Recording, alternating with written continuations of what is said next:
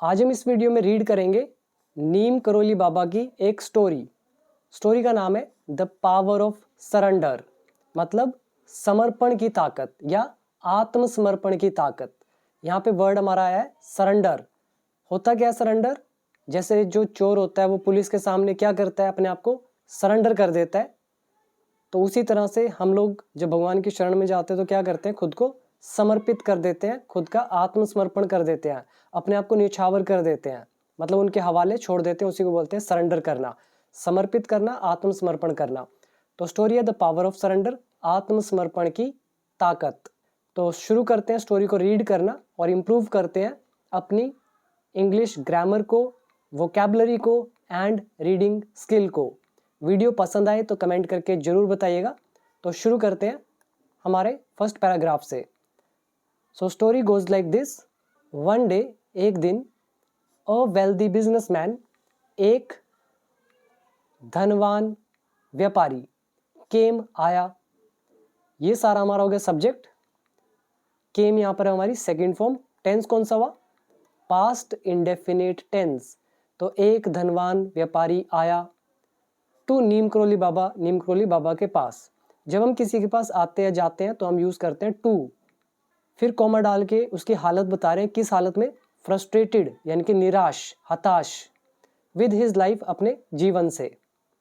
यहां पर आप याद करेंगे वर्ड, एक है फ्रस्ट्रेटेड जो कि है एडजेक्टिव, हिंदी में मतलब होगा निराश, हताश, यानी कि डिसअपॉइंटेड। दूसरा याद कर सकते हैं वेल्दी, ये भी एडजेक्टिव है, मतलब होगा धनवान या संपन्न। आगे लिखा है डिस्पाइट हैविंग एवरीथिंग, सब कुछ होने के बावजूद। यहां पर डिस्पाइट हमारी एक प्रेपोजिशन है जिसका मतलब होता है के बावजूद। आप चाहो तो इन स्पाइट ऑफ भी लिख सकते हैं। और हैव यहाँ पर वर्ब की फर्स्ट फॉर्म है और प्रेपोजिशन के बाद वर्ब लगेगी तो आईएनजी तो लगाना पड़ेगा। और हैव मतलब हिंदी में होता है पजेस करना, मतलब पास होना। सो डिस्पाइट हैविंग एवरीथिंग, सब कुछ होने के बावजूद। क्या क्या? मनी, पैसा, सक्सेस, सफलता, एंड अ लग्जूरियस लाइफ। अब ये वर्ड हमारा आया लग्जूरियस। अब लग्जूरियस होता क्या है इसको आप ध्यान से देखो।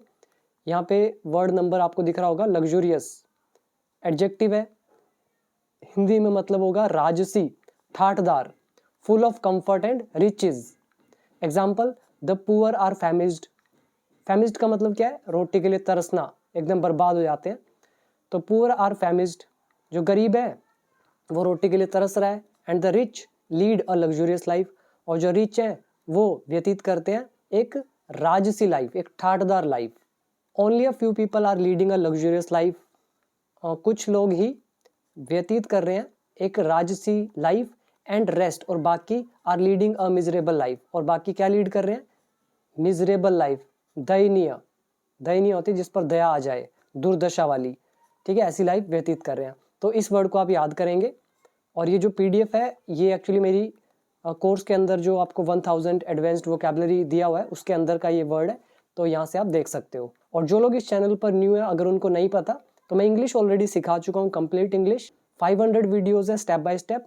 वोकैबुलरी है एडवांस्ड लेवल तक 3000 प्लस। इंग्लिश के A to Z रूल्स होंगे, पूरी इंग्लिश उनके अंदर कवर होगी with so many examples. Spoken English भी है, अगर आप ज्वाइन करना चाहते हैं तो आप become English champion app download करके कोर्स को ज्वाइन कर सकते हैं, ठीक है। तो स्टोरीज या न्यूज़पेपर आपको तभी पढ़ने चाहिए जब आपकी इंग्लिश एक बार अच्छी हो जाती है, फिर आप ये सब करें तो आपको बहुत बेनिफिट होगा आपकी इंग्लिश में।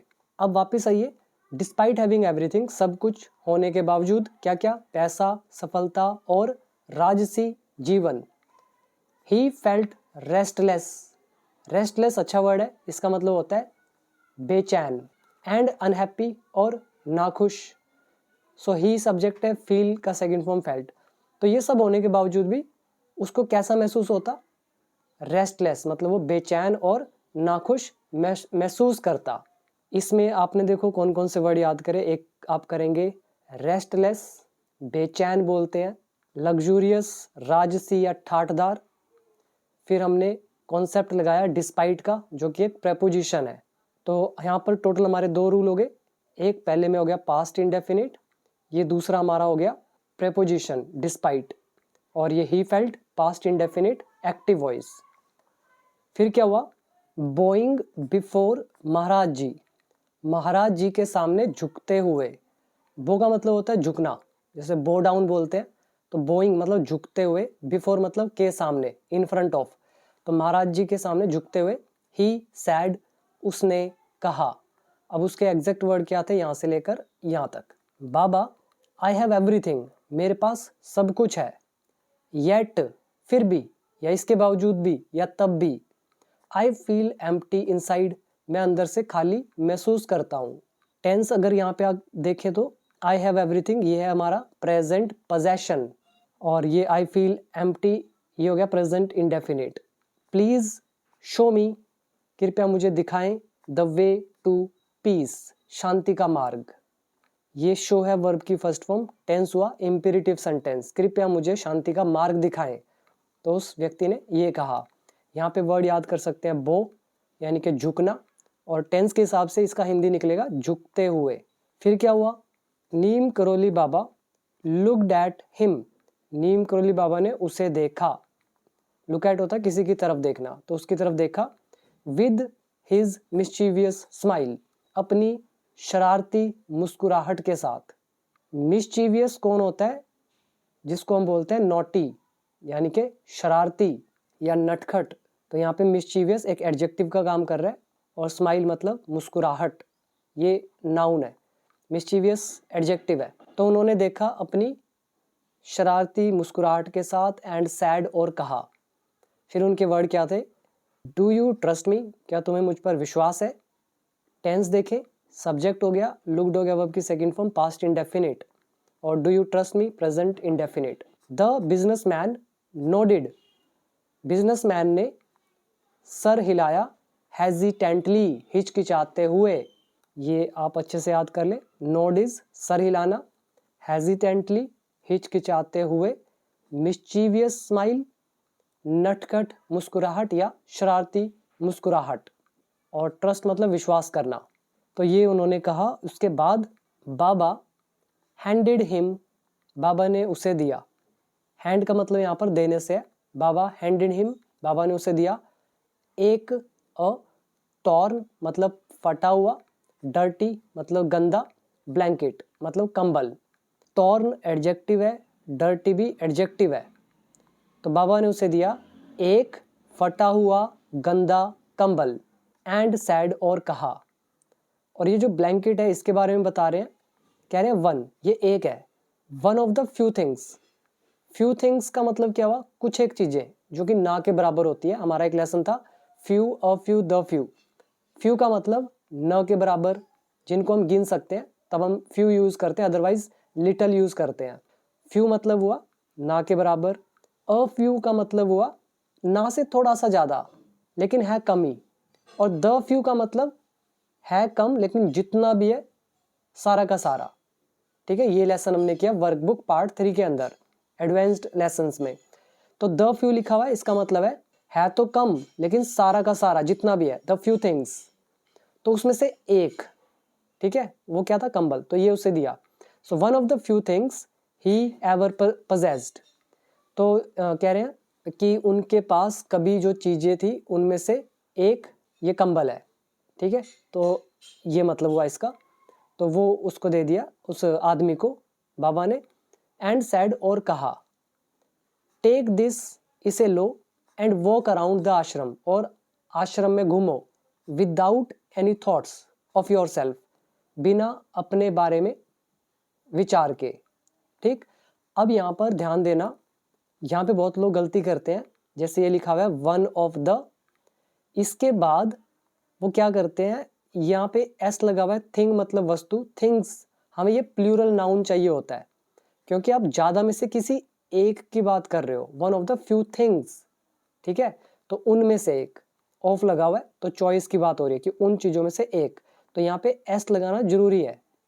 ये कॉम्पिटिटिव एग्जाम्स में क्वेश्चंस आता है, मतलब ऐसे इस टाइप के पूछे जाते हैं जहाँ पे वन ऑफ लिखा होता है, फिर यहाँ पे थिंग लिख देते हैं, यहाँ पे एस लगाते नहीं है। कोई भी हो सकता है नाउन यहाँ पे, लेकिन प्लूरल होना चाहिए। तो ये कॉमन एरर्स में क्वेश्चंस आता है। तो यहाँ पे वर्ड याद कर सकते हैं, हैंड करना मतलब देना, टॉर्न मतलब फटा हुआ, डर्टी मतलब गंदा। पजेस का मतलब होता है अधिकार में होना, सो ही एवर पजेस्ड, जो कभी उनके पास थी। और वॉक अराउंड मतलब आस पास घूमना, मतलब आश्रम में या आश्रम के अंदर इधर उधर। फिर क्या हुआ, द मैन दो कन्फ्यूज्ड, कह रहे हैं जो आदमी है हालांकि कन्फ्यूज्ड था। कन्फ्यूज्ड एडजेक्टिव है, मतलब यहाँ पे ये एडजेक्टिव का तो काम कर रहा है, जिसका मतलब है भ्रमित। दो मतलब हालांकि, कह रहे आदमी हालांकि भ्रमित था। फॉलोड, फिर भी उसने पालन किया, किसका, बाबाज वर्ड्स, बाबा के शब्दों का। तो ये हमारा हुआ पास्ट इंडेफिनिट टेंस। आगे लिखा है एज ही वॉक्ड, जैसे ही वो चला, ही सो, उसने देखा, पीपल, लोगों को, स्माइलिंग, मुस्कुराते हुए, एट हिम, उस पर। यहाँ पर हमारा ये एज का लेसन हो गया। एज के हमारे 8 यूजेस होते हैं, वीडियो नंबर 200 देखेंगे आप तो पता चलेगा। ही वॉक्ड पास्ट इंडेफिनिट, यहाँ पे ही सो पास्ट इंडेफिनिट, और ये हमारा सो को थर्ड वाला लेसन है। देखिए सो, फिर हमने एक पर्सन लगाया, फिर वर्ब और आईएनजी, तो ये सो को थर्ड वाला लेसन। और स्माइल के साथ हमेशा लगता है एट, और फिर वो व्यक्ति जिस पर हंसा जाता है, मुस्कुराया जाता है, लाफ एट, स्माइल एट, ठीक है। तो उसने देखा लोगों को उस पर मुस्कुराते हुए, चिल्ड्रन, बच्चों को देखा, प्लेइंग, खेलते हुए, एंड, और, डिवोटीज, और भक्तगणों को देखा या भक्त जनों को देखा, चैंटिंग, चैंट करते हुए मतलब जपते हुए, विद लव, प्रेम से, ठीक है। चैंटिंग करते हैं ना आप, नाम का जाप करते हो, उसको चैंटिंग करना बोलते हैं। तो ऐसा करते हुए देखा उसने। यहाँ पे वर्ड याद करेंगे, दो मतलब हालांकि, कंफ्यूज्ड मतलब भ्रमित, फॉलो मतलब अनुकरण करना, और फिर है स्माइल एट, किसी पर मुस्कुराना, डिवोटीज मतलब भगत, चैंट का मतलब होता है भजन करना या जाप करना। फिर क्या हुआ, अब ये जो चीजें हैं इसको ध्यान से देखिएगा। For the first time in years मतलब सालों में पहली बार, for the first time in years, he was not thinking, वो नहीं सोच रहा था, अबाउट प्रॉफिट्स, मुनाफों के बारे में, लॉसेस, नुकसान के बारे में, और या वरीज, चिंताओं के बारे में, ठीक है। तो सालों में पहली बार था कि वो प्रॉफिट या लॉस या चिंताओं के बारे में नहीं सोच रहा था। ही सिंपली वॉज, वो बस था। ही सब्जेक्ट है, वॉज का मतलब यहाँ पे होना है। होना होता क्या है, बी की सेकंड फॉर्म क्या होती है, वॉज। एक तरह से ये वॉज सेकंड फॉर्म भी आप मान सकते हो, एक तरह की ट्रांसलेशन होती है ये, ठीक है। तो ही वॉज, वह था, सिंपली, वह बस था, ठीक है, कुछ नहीं सोच रहा था लेकिन वो था। और फॉर द फर्स्ट टाइम मतलब होता है पहली बार। प्रॉफिट्स हो गए फायदे, लॉसेस हो गए नुकसान, वरीज हो गई चिंताएं। फिर क्या होता है उसके बाद, फिर है व्हेन ही रिटर्न्ड, जब वह लौटा, जब वह वापस आया, बाबा लाफ्ड, बाबा हंसे, एंड सैड, और कहा। तो उन्होंने क्या बोला, अभी उनके एग्जैक्ट वर्ड थे, तो इस चीज को ध्यान से समझिएगा, इसमें उसका सार छुपा हुआ है। सी, देखा, तो यहाँ पे सी देखो भी बोल सकते हो, देखो, लेकिन यहाँ पे हम कह रहे हैं देखा, क्यों, क्योंकि अभी उसके साथ कुछ हुआ, उसने कुछ एक्सपीरियंस किया। तो हम क्या बोलेंगे, इन्होंने करोली बाबा ने कहा होगा did you see, did you see, क्या तुमने देखा। तो डिड यू को उड़ा दिया, सीधा बोल दिया सी, मतलब देखा। व्हेन यू सरेंडर, जब तुम समर्पण करते हो, जब तुम आत्मसमर्पण करते हो।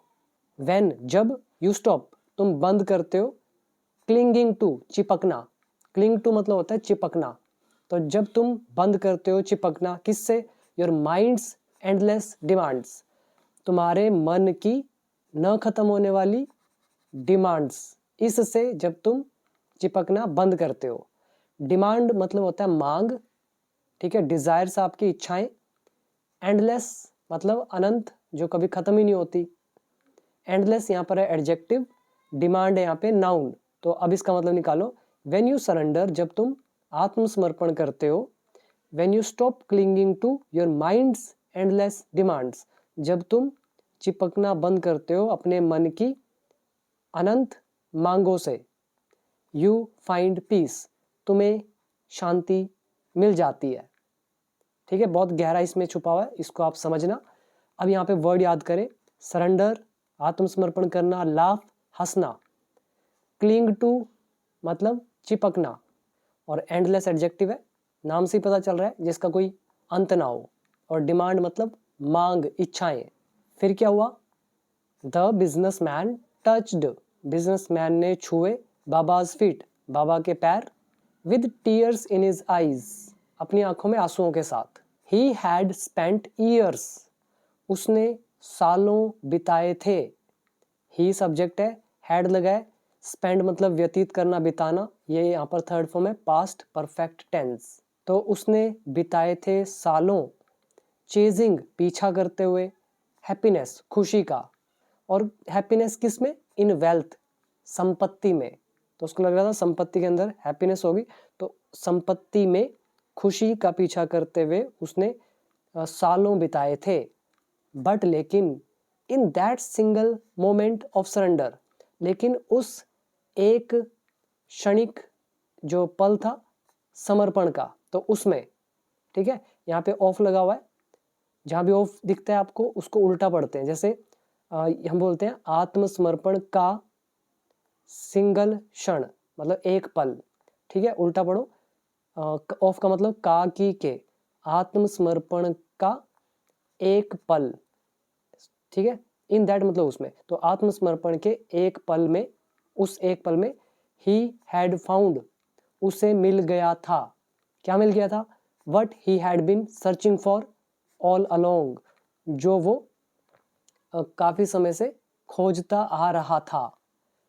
यहाँ पे वट आ रहा है हमारा जो की सेंस के लिए, हैड बीन लगा हुआ है, फिर ये वर्ब की फर्स्ट फॉर्म आईएनजी लगा है, टेंस हो गया पास्ट परफेक्ट कंटिन्यूस टेंस, और सिंस फॉर लगा के हम टाइम बताते हैं। ऑल अलोंग मतलब जब से उसने शुरू किया था और बस करता ही आ रहा था, ऑल अलोंग, ठीक है। मतलब निकाल लो कि उसने संपत्ति में खुशी का पीछा करते हुए सालों बिताए थे, लेकिन आत्मसमर्पण के उस एक क्षण में उसने पाया था जो वो खोजता आ रहा था, ठीक है, ये होगी हिंदी। तो इसके बाद अब आ जाइए मॉरल पर। अभी वर्ड मीनिंग देखते हैं, पहले मॉरल पढ़ लेते हैं।